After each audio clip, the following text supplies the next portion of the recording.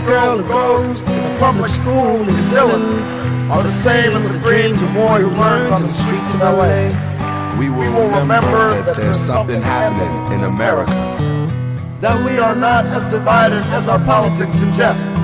That we are one people. That we are one nation.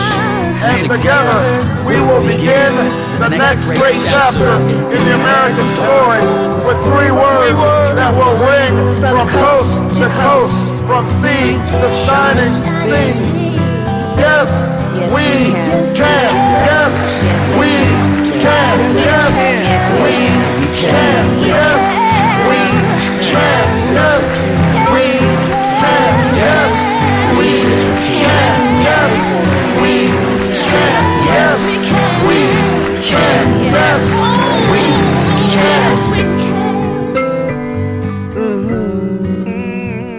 Our follows a special presentation from our 2018 debate project from WDRS on Boston Red Network.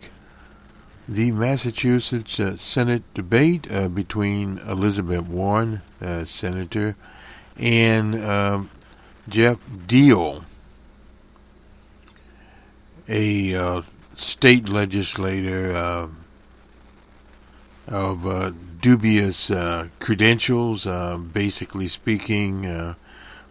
This is from the Globe here. Both candidates say they are running to serve the people of Massachusetts, while casting aspersions on their opponent. Warren used Diehl's own words from an April fundraiser against him, saying he would have DJ Trump's back 100% in return. Diehl hit Warren for saying she would consider a presidential run after the election, seemingly laying the seeds for such a campaign. Well, 2020 is a long way out there, and the landscape could change dramatically in 2020. You'll have a number of Democrats at least attempting to run for the post. Bernie Sanders will be back, no doubt. If not, someone very close to Bernie Sanders, at least politically, will run in 2020. And you have a wide variety of other candidates lining up. Senator Harris from California, the Twitter king out of Jersey, Booker. Kristen Gillibrand, she's a senator from New York. And a middle-of-the-road type, Amy Klobuchar from Minnesota, is mentioned there, and so is Joe Six-Pack Biden. He'll be 75 or so, but he could still make a run, matched up with a younger vice presidential candidate, so to speak. And it will also depend on where, DJ Trump's ratings will be. There's some new ratings out. He's in the from the mid to higher 40s, at least this week. There's an NBC poll, I believe, is out. We'll look at that in a minute here. That had him at 45. He's been at 45, 42, 41, depending on where you want to be, which poll you look at, I should say. And the outliner poll, like Rasmussen, has had him as high as 49. Period. But who wants to run in 2020? That is an exaggerated situation. Diehl, no doubt, exaggerated it. He is a Republican, and this is a cookie-cutter nationalization of nationalized Republican races. Diehl basically has the same talking points as a debate we covered out in Anchorage, Alaska. A little different debate there, but the Republican candidate there basically espoused the same thing as far as he could. Now, Alaska obviously being a different situation, is not the Commonwealth of Massachusetts, no doubt about that. Healthcare is on the front burner for Aboriginal people out there, thus the Affordable Care Act is very, very important. and a Medicaid expansion of Medicaid and education that comes up short. But yet a deal in a very sophisticated Commonwealth that has tech jobs, the city of Boston, and at the same time a higher standard of living, obviously much better medical care. And he's going for rural parts of the Commonwealth and some of the extra burbs there. And of course, there's Charlie Baker, the governor, and that's an unfortunate situation, running as a quote-unquote moderate Republican. They don't exist. But Diehl is running as a Trump man, and that meaning is brought about, period. Let's talk about character. If you're going to talk about character, what does it mean to have Trump's back? This is words from Elizabeth Warren. Of course, it means being a vote to roll back health care of tens of millions of Americans. It means a $1.5 trillion tax giveaway paid for, the Republicans say, by cutting Social Security and Medicare. It means by standing by DJ Trump when he called the white supremacists in Charlottesville. Of course, we remember he had hired fine people.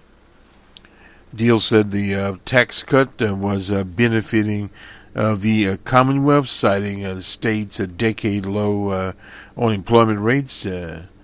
Senator Warren said the tax cuts disproportionately benefited billionaires, giant corporations, and that the Republican-controlled House wasn't working for the rest of America. Diehl, the only thing he could say was McConnell, who is leader of the Senate, most recently suggested cutting in entitlement programs to pay down the national debt. I'm not a Mitch McConnell Republican, Diehl lied. I'm a Massachusetts Republican that works with Democrats and Republicans. Warren interjected, asking exactly what Diehl has opposed that McConnell led. He claimed that I think I'm doing it right now and wait until tonight. Anyway, Diehl said that 80% of the residents of the Commonwealth were paying lower federal tax due to the tax cut. Elizabeth Warren called it a Republican scam in which working class people would end up paying for the tax breaks in the form of cuts to social services if they receive any. And there's a wide range of quote unquote so-called social services. When you start talking about things such as health care, expansion of Medicaid, and then you get into Medicare, you're getting into something very, very dicey. On foreign policy, Keller, was the moderator, the killing of journalist Jamal Khashoggi. In Turkey, Warren called Khashoggi's death an attack on democracy by the Saudi government. Questioned why Trump hasn't forcefully condemned their action, suggesting the president's business dealings with the country were a conflict of interest. Diehl agreed that it's important to protect the freedom of the press around the world, but noted that Saudi Arabia has been an important regional ally. This is the same rationalization that DJ Trump gave. And the only thing Diehl can say is Raytheon and General Dynamics that benefit the defense contractors with the country. All about the military-industrial complex came out in this debate. Now, it has not been as outright in other debates. Raytheon and General Dynamics, yes, they do employ people, but not as many as healthcare. I think we just heard what it means to have Donald Trump's back 100%. She said he gave a limp response. So when someone from the press has been brutally murdered,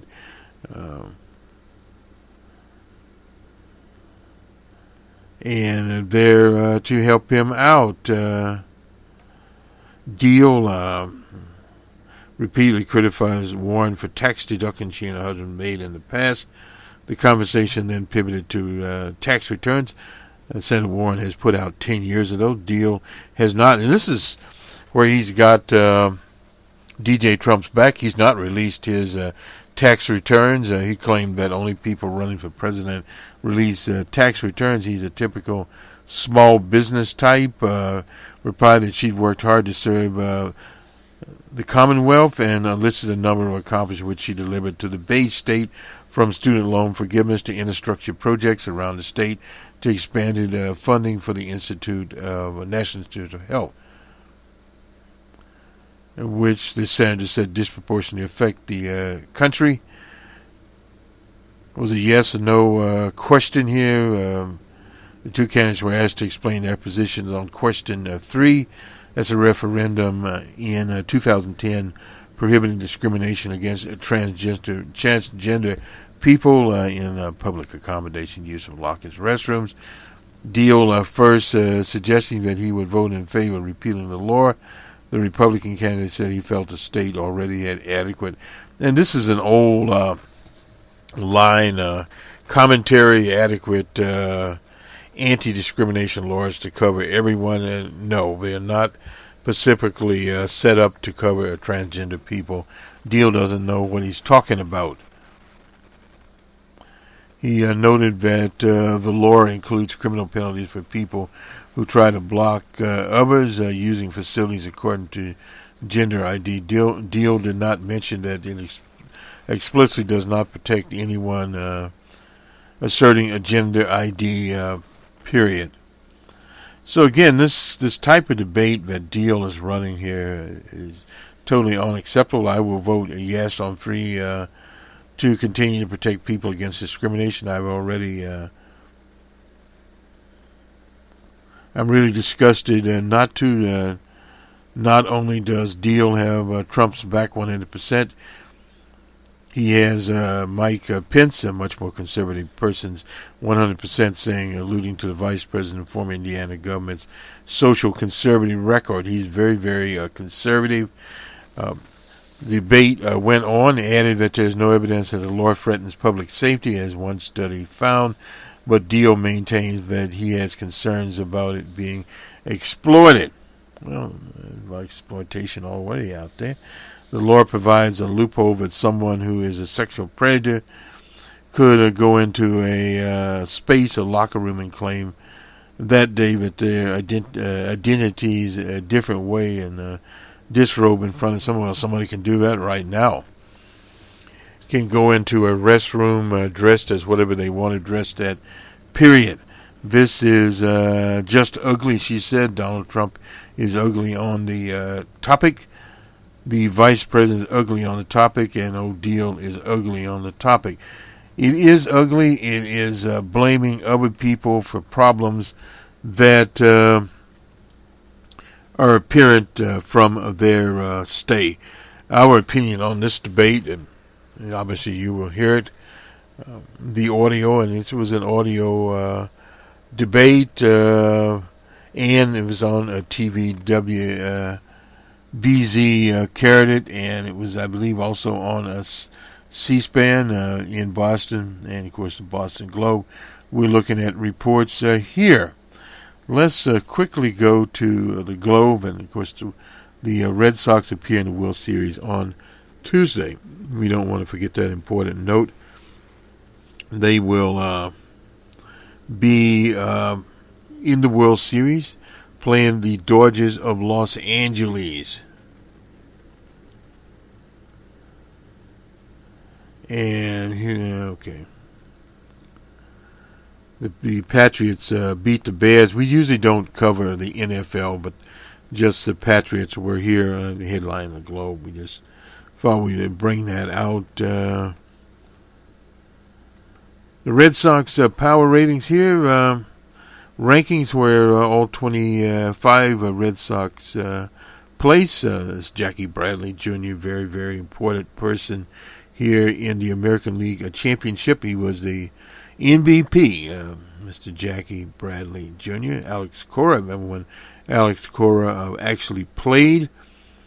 In the commentary, the matchup sets the Red Sox opponents in their fourth World Series. Yeah, it's interesting. The LA Dodgers actually played in the series last year.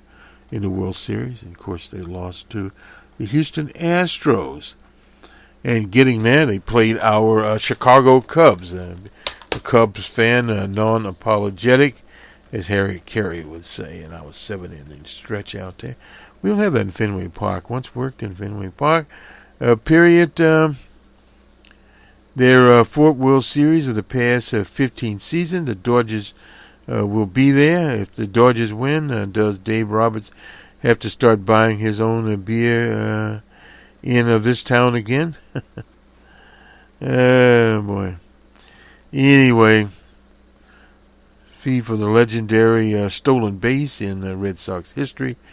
A hero of the 2004 cruise breaker, Roberts returns to Fenway Park this week as the manager of the Dodgers, looking to reinstate the era of misfortune that reigned when he arrived in New England earlier this summer, but since has been eradicated by 3 championships and a 12-2 World Series record in the wake of the famous swipe. His club certainly has a talent to do it. All-star cabaret of players are coming off the bench. A Hall of Fame ace backed up by good young arms. That said, they are underachieved for most of the year, and the Red Sox have been the best team in baseball every turn since April. The Dodgers beat Atlanta and Milwaukee.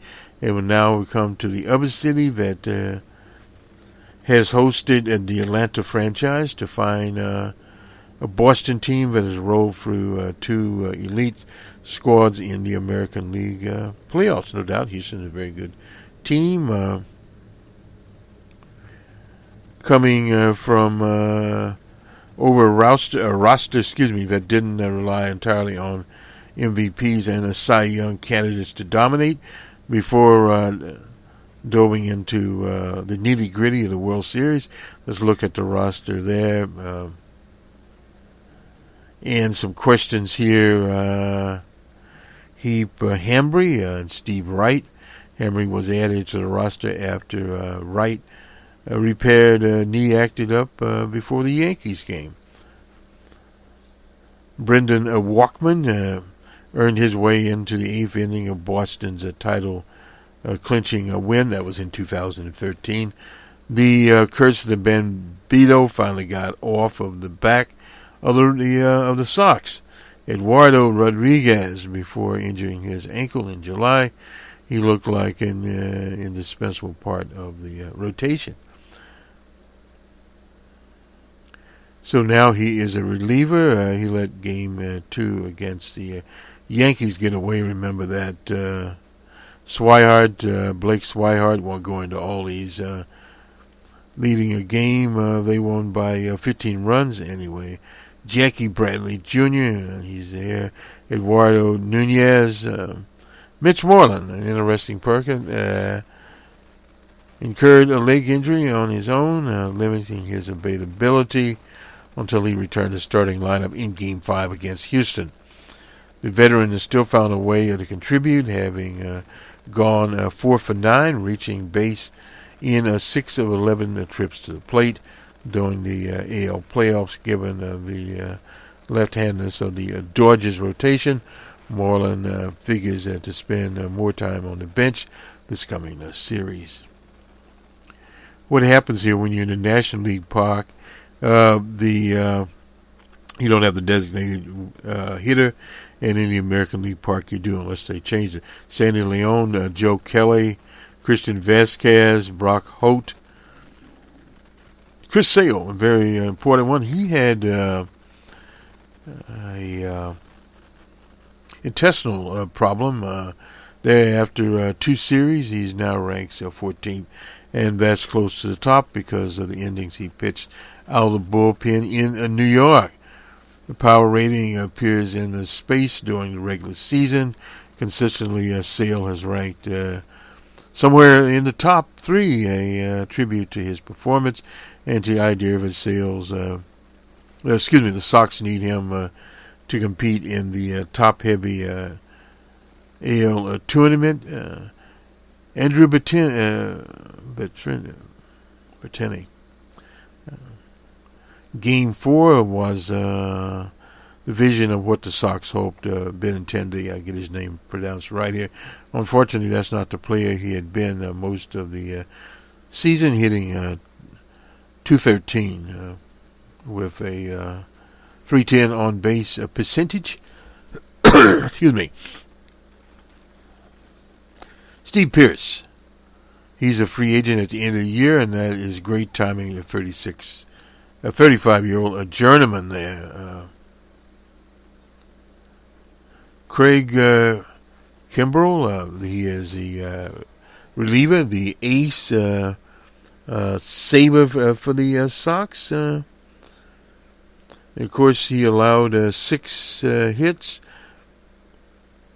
6 walks, and a homer, and 5 earned runs on top of hitting 2 guys. Yeah, he had kind of dismal situation there, but he sort of redeemed himself somewhat. Rafael Devers, we all remember him. If not for Mr. Bradley, he would have been the MVP of the game at 385 and 467. Oh boy. Anyway, and Bester, Mookie Betts, preemptive MVP. Get it right here in a minute. He's just hitting 205 this postseason, but in Game 4, he saved 2 runs. A great defensive player, Mr. Betts is. David Price, a man that had not won a playoff game. Only Kimbrough, Rodriguez, and Workman have worse preseason ERAs than David Price at 5.11. The Sox, to win Game 2, they came back on short rest to fill Sale's spot with a masterful outing in Game 5, and he was able to take care of it. That's the best postseason start. John Lester, remember him, the Chicago Cub, made for the Sox, and even better than turned in by for Boston by old Kurt Schilling. I wonder where is he? J.D. Martinez, a slight drought in between homers that started the Yankee series, and he'll finish it. The Astros affairs. 9 games, he shares the team lead with 10 homers, 2 RBIs, 7 walks, and he's hitting .313 with a .415 on base percentage. That is out there. Jackie Bradley Jr., the MVP himself. In the game he started, the Sox have outscored their opponents 24-3. We remember that. He took this is Nathaniel Nivaldi. I'm sorry. I guess we passed Jackie Bradley Jr. Was short here. Anyway, his defense there, Mr. Nathan Nivaldi, getting into him, started the Sox have outscored opponents 24-3. His relief appearance never saw the tying run get further than on-deck circle. Yet the significance of Eovaldi's excellence this postseason can't be overstated.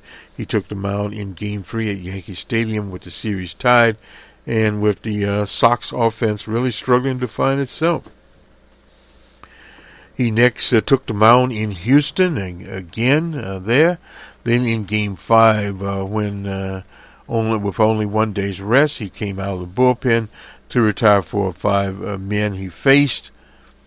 Ramped up his heater to 102. He can throw very, very hard, and handed the ball to Kimbrough with a 3-run lead. So this is the series coming up. We deviated into it. Incidentally, we have a special program all about sports, and we'll be talking about the World Series. No doubt we'll use this piece as a part of it. Let me just look at some polling very, very quickly here and see where the mass race actually is. Let me get Senate races here. Oops.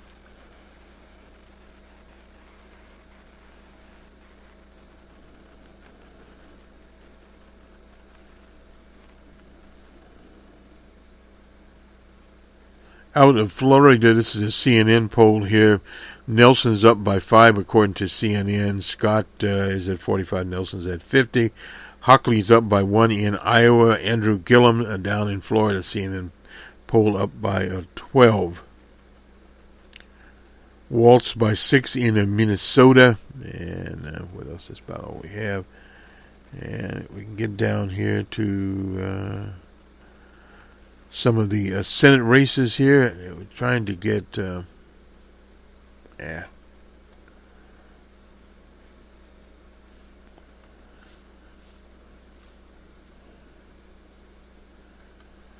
we'll try it again. Somewhere we'll find the Senate here. And we wanted to get the latest polling on Elizabeth Warren, the race in the and sometimes things are a little bit harder than they appear to be. Let me just look and see if I can find what we're looking at. And we're not able to do it. Well,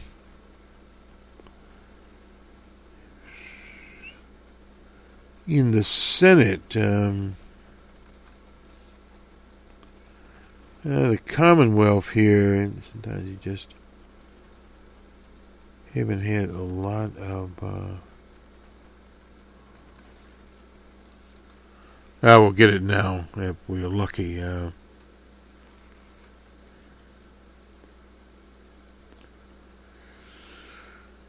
Let's see, said the proverbial blind man.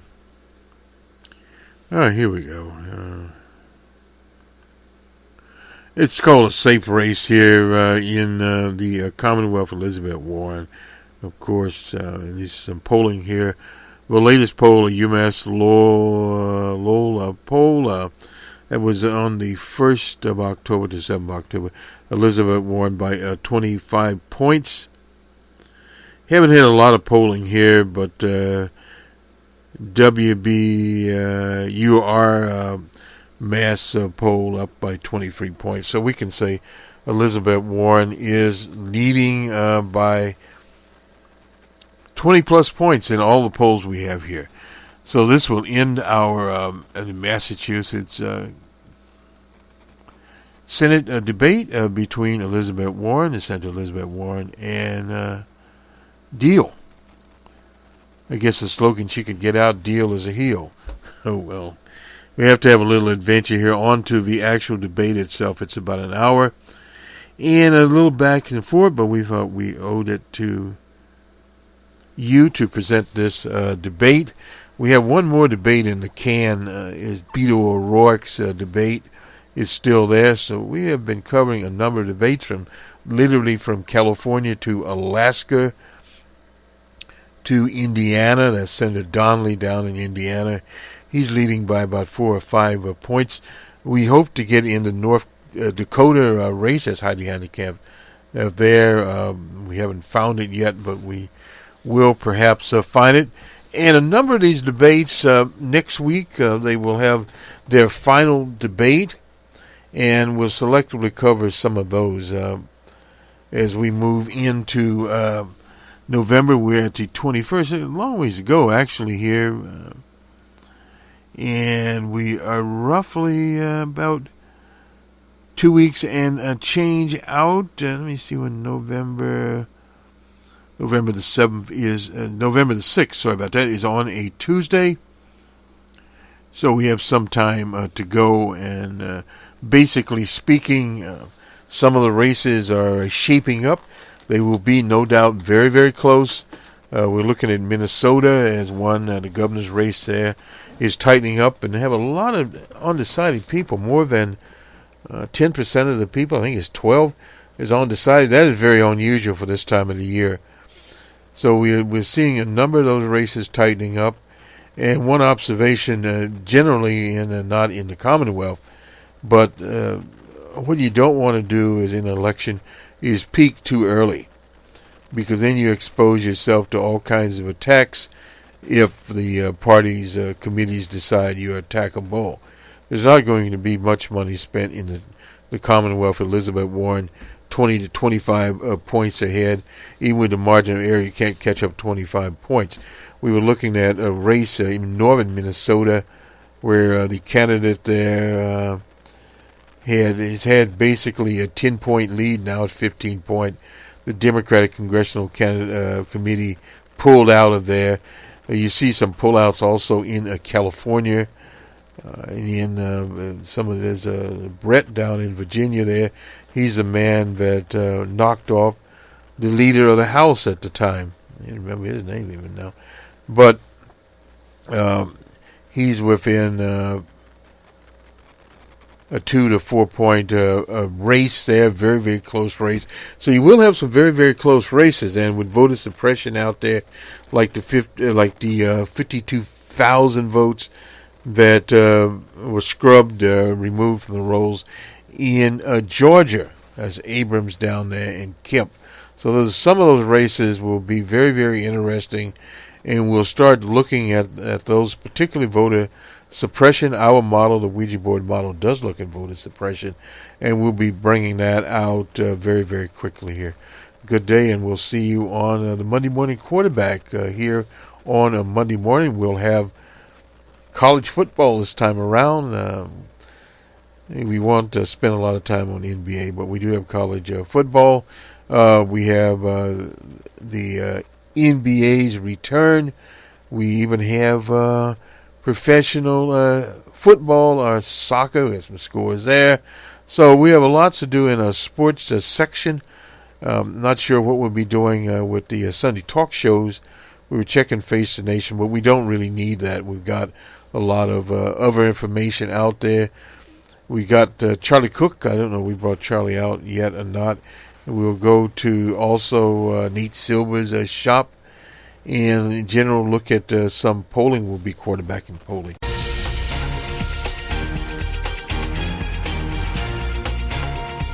Good evening and welcome to the WBZ Senate debate here on TV 38. I'm John Keller, political analyst for WBZ, welcoming our viewers online at cbsboston.com, our listeners on WBZ News Radio 1030, and viewers across the country on C-SPAN.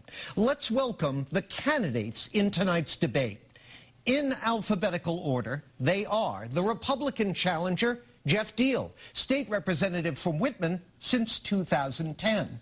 And the Democratic incumbent, Elizabeth Warren, elected to the Senate in 2012. Welcome to both of you. Thank you, John. Now, before we begin, a word about our format. Each candidate will have up to a minute to respond to questions from us and WBZ viewers. They'll take turns going first. After their time is up, we'll have open periods of rebuttal and discussion during which they're free to question one another directly. These periods are governed by our 3 golden rules: no filibustering, no talking over one another, and total obedience to your moderator. Right, candidates? Right. Good. Excellent. That cycle will repeat throughout the hour. So with that said, let's begin our debate. And you'll take the first question first. Representative Diehl, at times during this race, both of you have had your character questioned.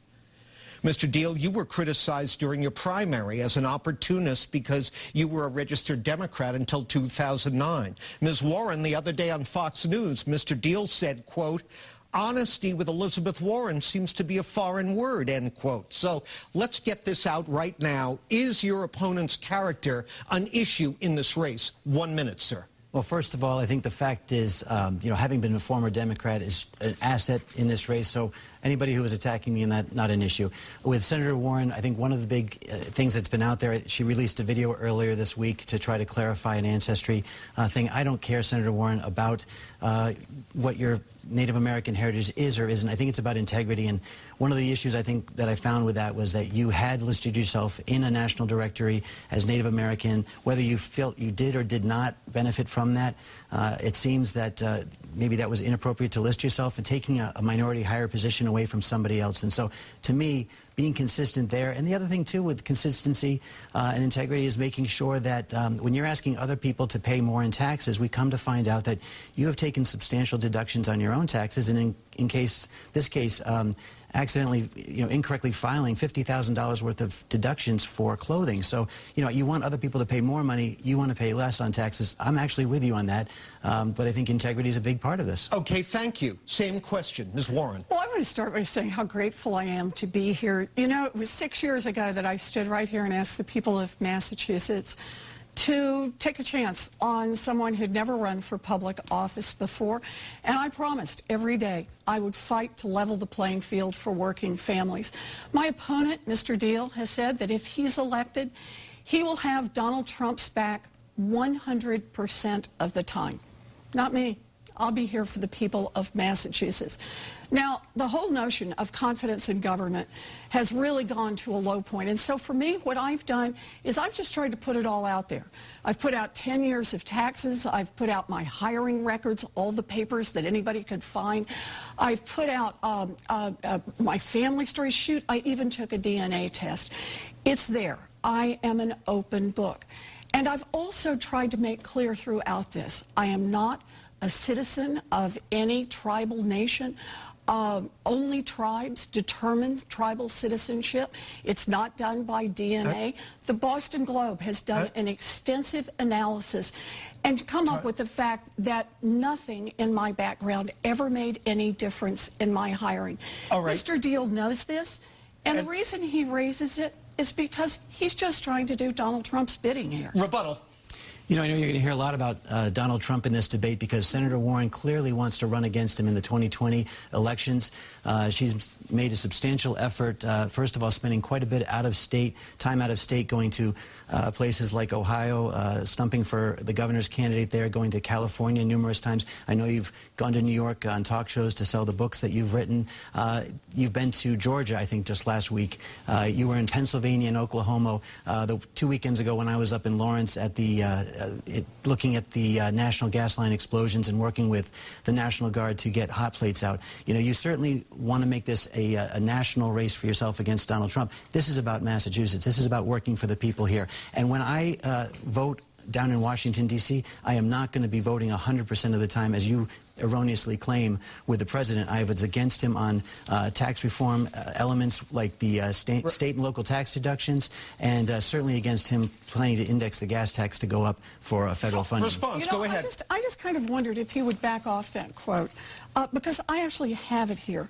Mr. Diehl said at a Republican event at Maxwell Zimmerman's, at a private event in Worcester on April 27th, 2018, speaking only to a room full of Republicans, quote, "Who here voted for Donald Trump, by the way? Well, as you can see, he can't do it alone down in Washington.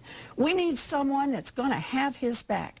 And I promise you, I will have his back 100%. Absolutely. It doesn't mean you have to vote exactly how he tells you to vote. I think having his back means voting for him. And let's talk about, if we're going to talk about character, what it means to have Donald Trump's back. I actually made a list about this, about what that means. It means, of course, being the vote to roll back health care for tens of millions of Americans. It means a $1.5 trillion tax giveaway, and paid for, the Republicans say, by cutting Social Security and Medicare.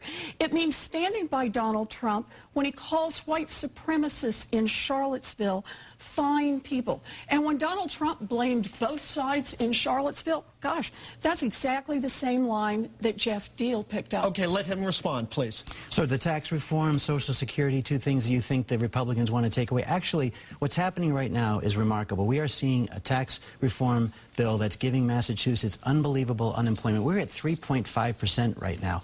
3.5%, that's leading the country, which is about 3.7, 3.8%.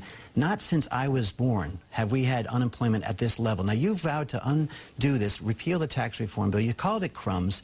By the way, the best way to rebuild Social Security and the funds is the payroll taxes that put the money back into it. And the payroll taxes come from the increased jobs that have happened here in Massachusetts and around the country, the increased wages. I believe there was a report that came out about 3%, almost 3% increase in wages. We are seeing, because of the tax reform, something that you, again, joined in with Nancy Pelosi in calling crumbs is actually helping the people of Massachusetts. I think there's a fundamental question here, and that is, who does government work for? The answer in the tax cut is pretty obvious. It works for billionaires and giant corporations who got $1.5 trillion in tax cuts. The Republicans have now said, oh, wait, that means the debt is going up, and what have they put on the table to cut, to deal with the debt? Who's going to pay for it? They've said it's going to be Social Security and Medicare. Mr. Diehl wants to go to be that deciding vote to cut Social Security and Medicare. Why? To preserve tax cuts for billionaires and giant corporations. You talk about the effect here in Massachusetts. I'm glad to talk about it. One company, Exxon, one company got more in this tax scam than 95% of the people who live right here in Massachusetts. Look, government right now with a Republican control is working great for billionaires, for giant corporations. It's just not working for the rest of America. Equal time. And you want to move that along. Sure. So Mitch McConnell is the one that talked about Social Security and Medicare.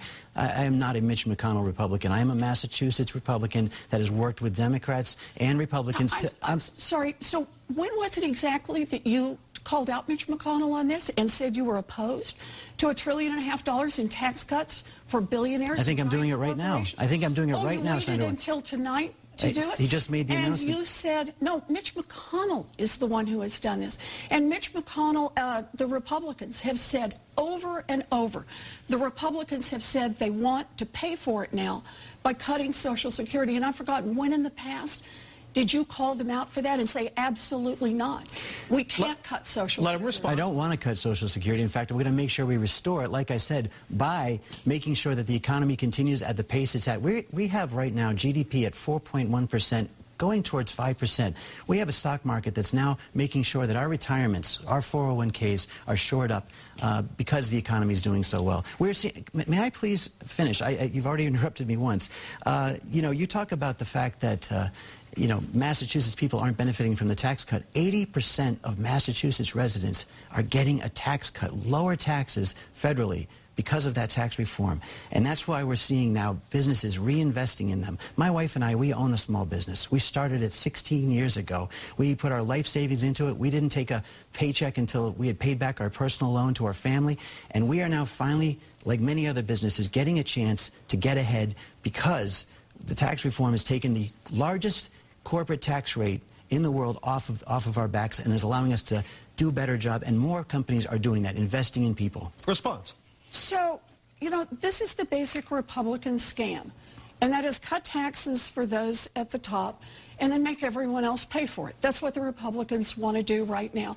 And that's the fundamental question about who this economy works for.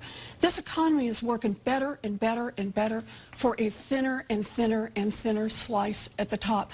I was just out on the picket lines with Local 26. You know what they're pitching for? That one job should be enough to support people, because that is the lived economy also right here in Massachusetts. We need an economy that works for all of us. You know, I go talk to Ruthie over at Patty's Bar, and she talks to me about taxes. You know what she says? She never gets to take those deductions for offshore drilling and for having money in the Cayman Islands and for doing some kind of reverse swap in Ireland.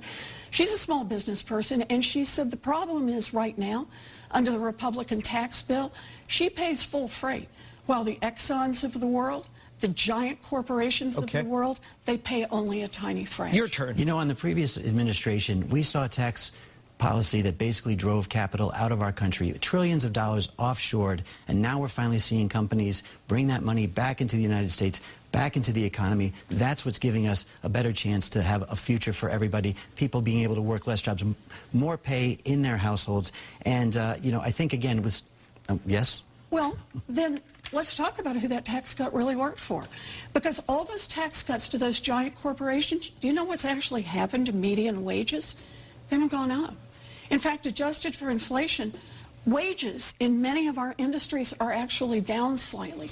There's no doubt, if you are a huge investor, man, if you're a CEO, those tax cuts really work for you. All right, let's go back and forth. It's interesting. Senator Warren wants to ignore the fact that 90% of businesses in the United States have 20 employees or less. She wants us to think that all corporations are these evil empires that are just trying to suck the money out of the economy. 90% of businesses did not get a billion when you have tax 90% of businesses under 20 people. Okay, no one can hear you when you both talk at once. Go ahead, Representative, then you can reply. When you have companies with 20 employees or less, you have business owners that make sure that they pay their employees before they pay themselves. I worked for a sign company out of New Bedford. It was fourth generation running that company right now. They made sure that they took less than some of their employees if the economy wasn't good. So in bad years, they make less. In good years, maybe they make a little more. But generally, they're the ones putting food on the table for their employees by making sure they're paid first. That's 90% of our businesses out there. And that's the problem. This tax cut wasn't about 90% of our businesses. It was about the giant businesses. It was about the billionaires. Those are the ones who've walked off with the big money. And they have left everyone else behind. Employees' wages have not gone up because of this tax cut. In fact, what's happened because of this tax cut is that now there's just less money for the kinds of things we need. Republicans are coming after Social Security. There's no money to invest in education. I think we're living in two different worlds. I think that you haven't seen the European Union renegotiate to trade deals that are benefiting us. Canada and Mexico renegotiating trade deals. China is now coming. We are getting to the point where the United States is actually economically so prosperous right now that we are back in control of our future. You're going to talk about China and infrastructure and pound on how well the United States is doing here? China is now investing somewhere in the neighborhood of 9% of its GDP in infrastructure. They've set that money aside and they are building a future for their small businesses and their because they've been taking advantage of the United States for years on trade deals. We are finally standing up for ourselves. Investing less than 3% of its GDP in infrastructure. That hasn't gone up because of this tax arrangement. What's happened with this tax arrangement is that there's been, under this scam, more than $1 trillion, or we're on target for more than $1 trillion in just stock buybacks on Wall Street. It's like a sugar high. Securing people's 401ks for the future and retirement. Billionaires, but not the rest of America. I want to move on. If you have more on this, you can certainly return to the topic later. Why don't we do that so we can get some other topics in? And you'll go first here, Senator Warren. Let's shift to foreign policy for a moment here. Earlier this evening, Saudi Arabia admitted journalist Jamal Khashoggi died at the hands of their own officials inside the Saudi consulate in Istanbul earlier this month, a killing that has many in Congress calling for severe sanctions, while the White House to date has struck a less combative tone. President Trump called the Saudis, quote, a good ally. Now, this issue has local economic repercussions, too. Some of our most important businesses and institutions benefit from Saudi money. What response, based on what you now know, would you advocate in the Senate? 1 minute, Senator Warren. I want to start with the fact that this was not just some ordinary killing. This was killing someone in the press who asked questions that a dictatorship doesn't like. And I think that's a significant part of this. This was an attack on democracy. It was an attack on democracy all around the world. And the response should come not just from the United States, but should come all around the world. Otherwise, we empower dictators to kill journalists who ask hard questions. The second one is, why does everyone ask right now why Donald Trump is not stepping up here? Why isn't he more aggressive with Saudi Arabia? Is it possible that Donald Trump's hotels are at risk? His financial dealings, his family's financial dealings? If we could see his taxes, does he owe money to the Saudis? Nobody knows because Donald Trump has kept all that secret. This is the most corrupt administration in living history, and we are now watching the implications of that. Do we need a strong response on Saudi Arabia? Absolutely. And Donald Trump is showing he's not capable. Equal time, Mr. Diehl. Ironic to get a question about honesty with taxes, but I'll pass on that and talk specifically about Saudi Arabia. Yeah, we've got to protect freedom of the press around the world, and I think that with Saudi Arabia, clearly a strong ally in the past, and with the Middle East in the situation it's in right now, we need to continue to have a relationship. And yes, there are businesses in Massachusetts, General Dynamics, Raytheon, obviously very important jobs to keep here in the United States, in Massachusetts. And with those companies having contracts, I think it's important, and especially the fact that Saudi Arabia is also working to try to keep terrorism in check in their own backyard, and that is dealing with some of the businesses that we have with them. The fact of the matter is, though, that the Middle East is still unsafe, and it's good to have, in the long haul, an ally like Saudi Arabia. Israel is obviously an important partner. I'm glad that we have continued to strengthen our relationship, have moved the capital to Jerusalem, and I think that we need to make sure that our allies over there are supported by us, but at the same time hold them accountable when atrocities like this happen. Thank you. Rebuttal. So I think we just heard what it means to have Donald Trump's back 100% of the time.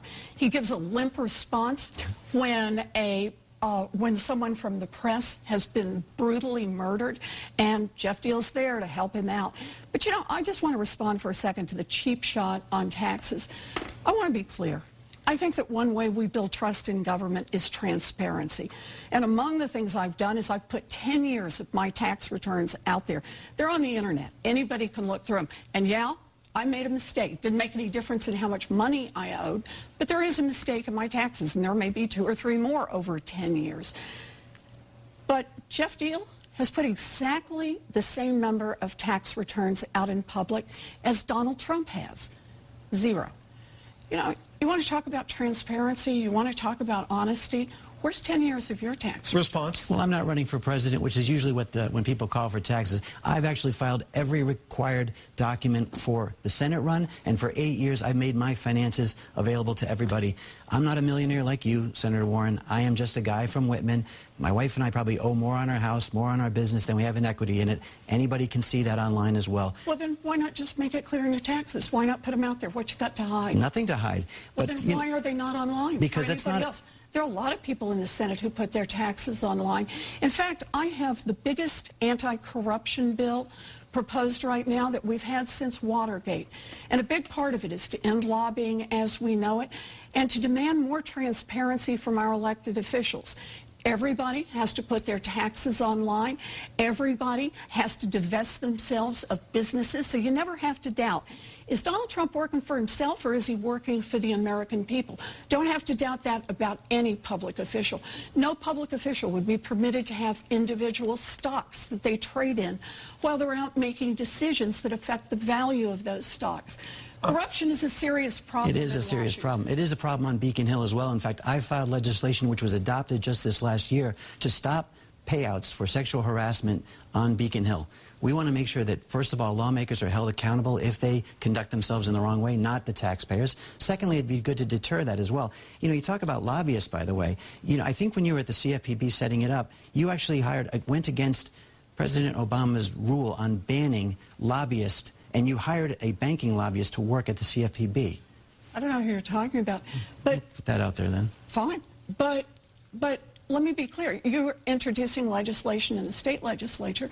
Does your anti-corruption legislation say people should post their taxes and not trade in individual stocks when they can make decisions in the legislature that will affect the value of those stocks? Yeah, it's interesting. To end lobbying as we know it? Go ahead. Yeah, actually, I would like to have a moratorium on lobbying as well. I think there should not be the revolving door when somebody serves in office and then goes immediately to work for a lobbyist. And I have you should support my bill as well, because I have the same restrictions on lobbying coming right out of the Senate as well. Look, I think that corruption on Beacon Hill is something that I've been fighting as well. I wanted to make sure that our Speaker of the House was not Speaker for life. I tried to implement term limits, which was overridden because it's a supermajority of Democrats in the House. But at the same time, I feel like there should be more accountability by legislators on Beacon Hill. And when I go to Washington, as a senator, I will continue that work of making sure there's transparency and ending the corruption. Transparency, so you're saying after you get elected, you'll reveal your taxes? Senator Warren, the fascination with my taxes is amazing because it's something that I put mine out there. Yeah, clearly, I mean, you want to run for president. No, That's one of those things that you do to tick off the box to make sure that, you know, everybody knows I'm running. You know, I'm going to take a hard look. You are running for president. Everybody knows now at this point. It's not a secret at all. You've got staffers that you've moved to New Hampshire to go work up there for the Democratic Party. You've moved staffers to all the swing states. And again, you've been traveling so extensively around the country that I wonder if sometimes you know where the Massachusetts zip code is. Look, I'm clear on Massachusetts and work hard here in Massachusetts and have produced for Massachusetts. Should we talk about that for a minute? Go ahead. So one of the things I did, I promised when I stood here 6 years ago, is that I would work on education, on infrastructure, on basic research. Right here in Massachusetts, 4,500 young people got all of their student loan debt forgiven because of work that I did. I managed to get nearly $750 million for student loan forgiveness for police officers, firefighters, teachers, people who can stay in public service.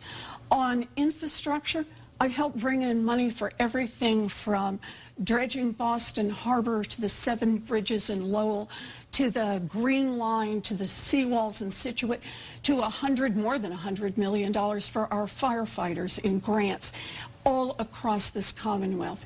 And last year, when Donald Trump wanted to cut the budget for the National Institutes of Health, which would hurt us disproportionately, I managed to round up enough senators that, in fact, we got it expanded by $2 billion.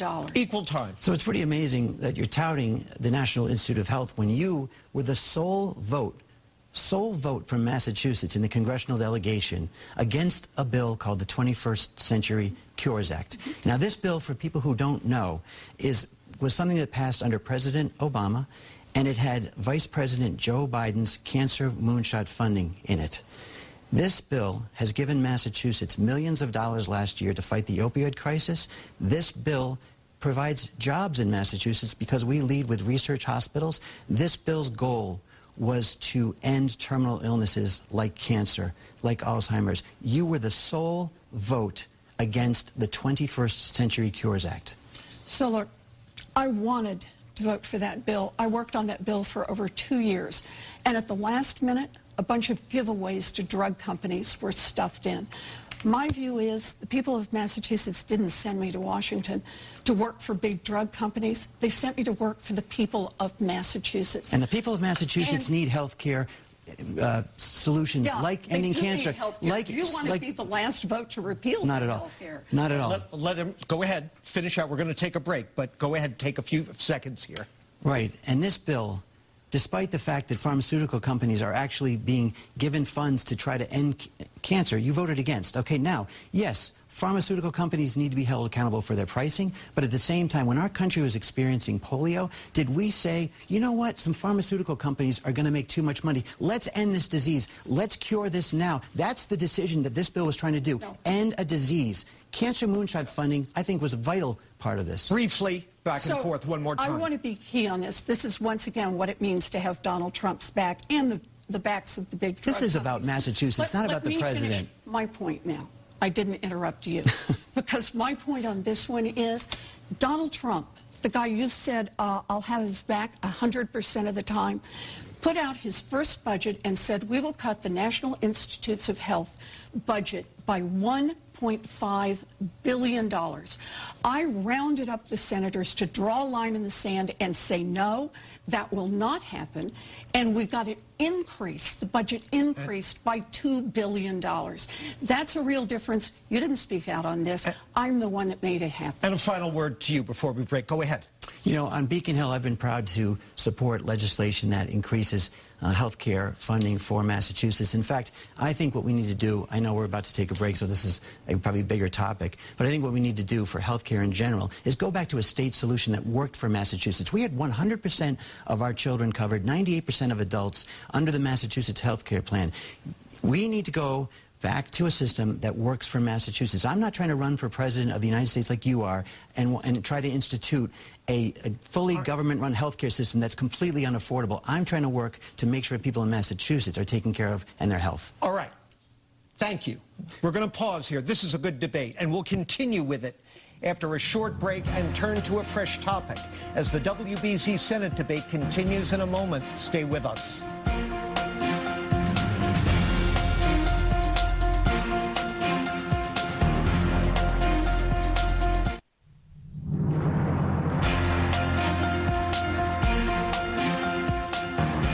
Welcome back to the WBZ Senate debate. Candidates have done a good job touching on a number of different topics here, but I want to bring in a viewer question that was submitted to us that touches on a state issue with broad ramifications. This comes from Caddy in Billerica, who points out that on November 6, voters will be asked if they want to repeal a state law that requires any establishment with separate areas for men and women, such as restrooms, to allow access for people, quoting the ballot question now, consistent with their gender identity, end quote. A no vote ends that legal requirement. A yes vote keeps it. Our viewer wants to know, how will you vote? You'll go first here, Representative. Sure. So we have anti-discrimination laws in Massachusetts that cover this, and I felt when we debated this in the legislature that there was already protections in place. I want protections in place that cover everybody from Massachusetts, and this law, in my opinion, creates a loophole that creates a situation where someone, a sexual predator potentially, could come into an inappropriate area and potentially cause a problem for underage people that would be inappropriate. And if you question that person, if I were in there, for example, with my daughters, and somebody were to question or ask somebody when they came out of the restroom what was going on, I could be subject to fine or even jail time. I felt that the protections in the law, anti-discrimination protections, were already in place, and that this does not protect a certain portion of our community. Thank you. Senator Warren. I will vote yes on 3 to continue to protect people against discrimination. And I think it's really disgusting not to. Not only does Mr. Diehl have Donald Trump's back 100% of the time, evidently he has Vice President Pence's back 100% of the time. You know, Vice President Pence has pretty much made his name on discriminating against our LGBTQ community and stirring up hate whenever possible. This is about a provision that says, let's roll back and say here in Massachusetts, somehow it's okay to discriminate against one segment of our people because of their gender identity. No, that is not who we are in Massachusetts. Rebuttal. We are not discriminating against anyone when you try to protect. We have discrimination laws already in place. You know, try to protect. There is absolutely no evidence that people who are transgender pose any threat to anyone any more than anybody else. You know, we actually agree with this. We actually agree on this. Then why would you want legally to permit people to discriminate? This law provides a loophole. This law provides a loophole that someone who is a sexual predator could go into a space, a locker room, and claim that day they identify in a different way and then disrobe in front of somebody of the opposite sex. Now, that is what this law does. It's not about discrimination. It is about a loophole that could be exploited. This is the kind of ugly, ugly smears that tries to say there's a vulnerable group, let's keep them separate, and let's make up stories about the kind of threats they pose. This is just wrong. It's ugly and it's wrong. It's what Donald Trump does. It's what Vice President Pence does. And this is what the person who wants to be the next senator from Massachusetts does. No. Anything further? I'll move on. You know, I think Senator Warren, again, continues to talk about Donald Trump and Vice President Pence because this is what she's all about, making sure that everybody knows she wants to go to the White House. She doesn't care about your house. She cares about the White House. That's what Senator Warren keeps trying to hammer home. Brief response. He referenced you directly. This is just ugly. Donald Trump is ugly on this topic. The vice president is ugly on this topic, and Geoff is ugly on this topic. I'll give you 10 seconds or so if you want. You know, the president has made it clear that he supports the LGBTQ community as well as I do. This is a law that has a flaw in it, and that's why I'm against it. All right, I do want to move on, and let's stay on the subject of the law. You'll start first here, Senator. Rachel Rollins, the Democratic nominee for Suffolk County District Attorney, has stirred up some controversy by listing a series of crimes, including shoplifting, malicious destruction of property, and drug possession with intent to distribute, that she would not prosecute as DA, seeking instead, by her account, to save money and ease the court system logjam by, quote, diverting those cases to services to get them help or some sort of restitution, end quote. Our viewer Patrick wrote in to ask, is she right or wrong? Ms. Warren, 1 minute. So I think that what she's trying to do is to say, let's get realistic about how these low-level crimes are actually used, how they are used to try to manage people, and how, in some cases, they actually just make poverty a crime. People who can't afford, for example, to be able to post bail and therefore end up incarcerated over what are offenses that most of the time would just be thrown out. So I want to say this. I don't know if she has the details right yet. I think she's still working on it. But I think she's doing the right thing. She's trying to ask the right questions about our criminal justice system. She's asking, what makes us safer and what makes communities work better? And I support her in those efforts. You know, we have drug courts now, for example, here in Massachusetts. And that means we've taken people who legally have offended, who have broken the law, and said, we're going to divert them and we're going to put them somewhere else.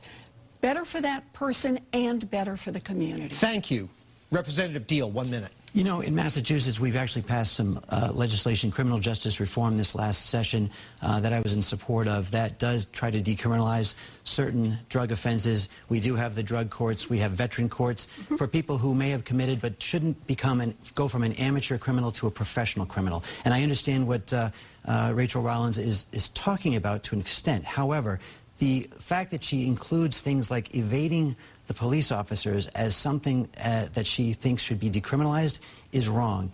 And I'm glad we're talking about the criminal justice system because Senator Warren very famously in Louisiana said just about a month or so ago that it's the criminal justice system that is racist from front to back.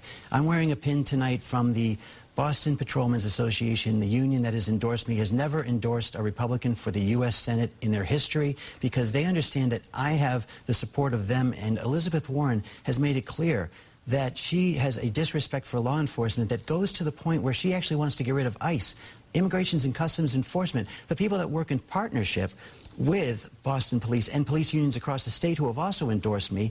And it's gone so far with her rhetoric to actually have encouraged a Cambridge supporter of hers to put a $500 bounty on killing an ICE officer. That's how far it goes. Rebuttal. So we have many dedicated public servants in law enforcement, in the court system, all the way through. Law enforcement does heroic work, and I have supported them and supported them strongly. But there is a problem in the criminal justice system right now, and it is a problem based on race. Study after study after study shows that African Americans compared with whites are more likely to be arrested, more likely to be prosecuted, more likely to be wrongfully convicted, and more likely to be given longer sentences. That is a problem in the system, and we need to deal with that problem. And the only way we're going to deal with it is to have a hard conversation about what's going on. So I wish you'd spend more time in Massachusetts to see that we have the lowest incarceration rate in the country next to Vermont. We are solving the problem of trying to decriminalize and keep people of all races out of jail. And I think it's working here in Massachusetts. We have a problem that starts actually with the United States Congress in terms of what it is at the federal government level that we make illegal. And much of that is something that we need to address directly. Look, you want to talk about safety of police officers? I have just worked with the parents of slain police officer Sean Gannon. He was gunned down. and his mom and dad, Denise and Patrick, worked with me on how it is that we can get guns off our street. Weapons of war do not belong on our street. We've worked together on better gun safety, and it's something that would help our police officers and everyone else. But you're endorsed by the NRA, and you don't embrace any of those changes that we need to make our country safer on guns. You have extra time. Go ahead and with all the law enforcement agencies that support me, I think they know that my stand on the NRA is that lawful gun owners are not the problem. The problem is we have people coming into our country that have brought in drugs, that are trafficking drugs. I went on a gang unit ride-along in the city of Brockton, where I would talk to the officers there who put their lives on the line every single day to try to get these drugs off the streets. They go into a house, they get into a car with someone with guns, with heroin, and they are trying to get those drugs off the streets. Then we have a state senate that's trying to promote sanctuary status that would basically allow these people here illegally with guns, with drugs, to stay in our country, and you promote open borders, you promote sanctuary status, and you want to get rid of ICE, the agency that identifies and deports those people. You're undercutting law enforcement. I was just in Weymouth this morning where Officer Chesna, who was murdered by someone who disarmed him with a rock, took his gun and killed him. With a rock. These law enforcement officers right now feel like if they use the force available to protect themselves or citizens around them, they'll be the ones on trial and not the criminals they're going after, the criminals that are allowed into this country through your policy. So let's move to immigration, but before we do, I just want to be clear. You are endorsed by the NRA, and one of the things that would help make our police officers safer and everyone else in the Commonwealth of Massachusetts in this country are to put in some sensible gun reforms that are supported by the overwhelming majority of people here in Massachusetts. But you don't do that because the NRA says no. But let's talk about welcome to Massachusetts, where we actually have gun laws that have been effective. One at a time. Well, if you want to talk about gun laws being effective, that's the problem nationally. But we're here in Massachusetts. It's working. And there's a bill called National Reciprocity that would allow us to... You can't understand either one of you. You cannot... Briefly, and then let him respond. You can't build fences around Massachusetts. Someone can buy a gun across the border. They can go down to a gun show in Virginia. They can cross one of our northern borders and buy guns and bring them back into Massachusetts. Yes, our stronger laws keep us safer than other states, but not nearly as safe as we could be if the National Rifle Association didn't hold Congress hostage. Equal time. So there's a bill called National Reciprocity. It's made its way through the House. It's going to the Senate. That bill will create a uniform gun owner's license for the United States, much like your driver's license allows you to travel from one state to another. Massachusetts, the common sense gun laws that we have, some of them should be used, in my opinion, to take out the loophole of states like Indiana and states where you have straw buyers that are able to then get those guns into the hands of gangs. So right now, we have tried And so to would pass. you support national reciprocity? What I'm supporting at the federal level are just any sensible gun reforms. But right now, I'll put you down as yes. The National Rifle Association holds Congress hostage and will not permit a vote to come to the floor. You know, I was in the Senate a couple of years ago when we just tried to get just one vote, and that is if you're a terrorist on the watch list, you shouldn't be able to buy a gun. And I figured that one, no buy, no fly, right? That ought to be right. And in fact, the Republicans said you can't even have a vote on it. Why? Because the NRA doesn't like it. I want to make sure we get back to immigration. Well, yeah, we'll go ahead. Let him respond to what you said, and then we will. You know, speaking of watch lists and terrorists, you were against a travel ban that was basically going to try to let us refigure how we let people into our country. Now, in Massachusetts, the Tsarnaev brothers claimed refugee status. They were in state housing, and they were flying back and forth to Chechnya, a country where they were being radicalized, and then ultimately committed an atrocious murder of 4 of our citizens and in this marathon bombing. And yet you were against a travel ban that was just going to basically take a temporary hold on 6 countries that were known under the President Obama's administration, known states of terror where we did not want to have people coming in like the Tsarnaev brothers and committing those atrocities. But you were against even just trying to fix that with the travel ban. Yeah, right. I was totally opposed to a Muslim travel ban. I believe there's 50 Muslim countries, 6 countries that were known for terror. I believe it was unconstitutional. This started as a Muslim ban. And we know what this was all about, and we know where you stand on it. You joined a rally organized by the largest anti-Muslim hate group in America. And that's not who we are as a country. Immigration makes us stronger. This is how we build a future. I voted for comprehensive immigration reform in 2013, and basically what it was about is it was about dreamers, it was about a path to citizenship, and it was about stronger borders. Who blocked it? It was bipartisan. But then a group of Republicans said, no, we can't go forward on that. Well, you made a reference to him participating in a rally I think he wants to respond to. But then I'd like you both to take the few minutes we have till the break to talk about what your top priority is going to be in the Senate in the new session to fix our immigration system. Go ahead, Representative. I am not sure what she's talking about as far as a rally with. It was a rally in Bern, Oregon, by Act for America, a group that the Southern Poverty Law Center designated as a hate group and described as the largest anti-Muslim group in America. It was on April 22nd of this year, and you were there. Let's hear the response. I don't know what she's talking about, because we'll have to clear that up later. But so what will you do? What will either one of you do in the new session? What's your top priority to repair our immigration system? Go ahead, Representative. Well, you know, I actually have a track record in Massachusetts of trying to fix immigration. You know, I filed language that would try to speed up the process by which people can become citizens. I am all for people coming to America to live the American dream. You know, when I was on the Ways and Means Committee for 4 years here in Massachusetts, I heard the same testimony from the Department of Immigration and Refugees over and over and over again, that we have potentially 300,000 people that are eligible for naturalization, but we can only process, because of the federal and state budget, about 1,500 people a year. That is wrong. That is the artificial bottleneck that is keeping people from becoming immigrants. I am totally for immigration. However, we need to make sure we have secure borders and that people follow the laws to come to our country the right way. Go ahead, Senator. So I went down to the borders. I saw cages of children. I saw cages with just little girls in them. And I talked to mothers whose children had been taken away from them. You know, if ICE can't tell the difference in the threat posed by a 9-year-old girl and a terrorist and a criminal, then yes, it needs to be reformed. That's the problem we've got right now. We need to do two things with our immigration system. We need to make sure that it preserves our security and that it is consistent with our values.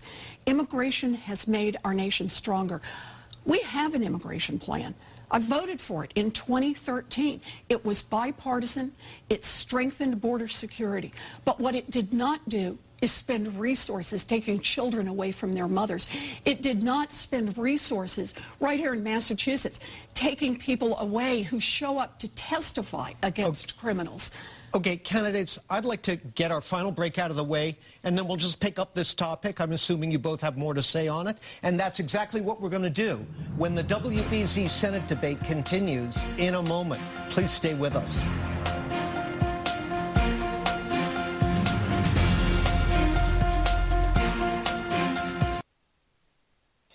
What if you could carry a gun on you, so hidden, it was like the footsteps of a Navy SEAL? Welcome back to the WBZ Senate debate. When we took our break, the candidates were discussing immigration reform. Representative Diehl, it was your turn. Continue.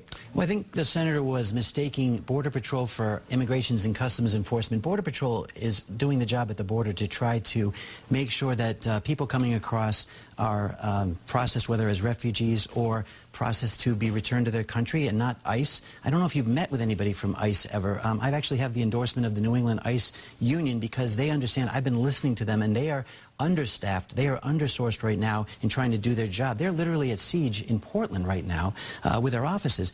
And again, Border Patrol is trying to do their job, but when we have a border that is porous, I've been to the border. I actually went to Fort Hancock, a mile east of El Paso, and I was shown exactly where the fence that's been built currently. There was a bipartisan support for a border fence that was started. The funding stopped, and there's sections where it's completely stopped. And where that fence ends, you can see the tracks of where people are coming across, either bringing drugs, human trafficking, or, unfortunately, taking the risk of bringing families across. Now, you know, I don't want people bringing their families across the border in dangerous situations. I want them to immigrate into our country legally. When we have the temptation of an open border, that's when these things happen. If we secure that border, then we make sure that the laws are followed and that people aren't put at risk. Go ahead, Senator. No one supports an open border. And in 2013, I voted for bipartisan legislation that would strengthen our border security. I think that is a sensible thing to do. But it was a compromise. And part of the compromise is that it said that our dreamers would have a path to citizenship, that people who are here who are not documented will have a path to citizenship, that people who are here on temporary protected status will have a path to citizenship, that we will clean up the mess around our visas and make them work for people, work for families, work for this economy. It's a sensible approach, and we have reintroduced it, we have pushed for it, and repeatedly the Republicans have blocked it. And Donald Trump, after waltzing everybody near a deal last year, walked away from it. Look, what we need is an immigration system that works, and that means it has two parts to it. It is about our security, but it is also about our values. And when ICE, right here in Massachusetts, goes after people who show up to testify at a trial, when they threaten people so that they won't report crimes, when women are afraid to report domestic abuse because they're afraid someone in their family or one of their neighbors will be picked up by ICE, that doesn't make anybody any safer. Response, what we need is a system that makes us safer, but that is consistent with our values. Go ahead. You know what ICE in Massachusetts has done is they have taken 49 members of MS-13 in Lawrence off the streets who had enough fentanyl to kill half the population of Massachusetts. About a year ago, we prosecuted about 61 members of MS-13 gang in Boston. Somebody was killed just a few months ago on an East Boston beach. That person was apprehended by ICE, and that's what we need to do. Allow them to do the job of identifying those criminals who are here illegally and committing crimes. They're the ones that are keeping our streets safe, but you want to get rid of that agency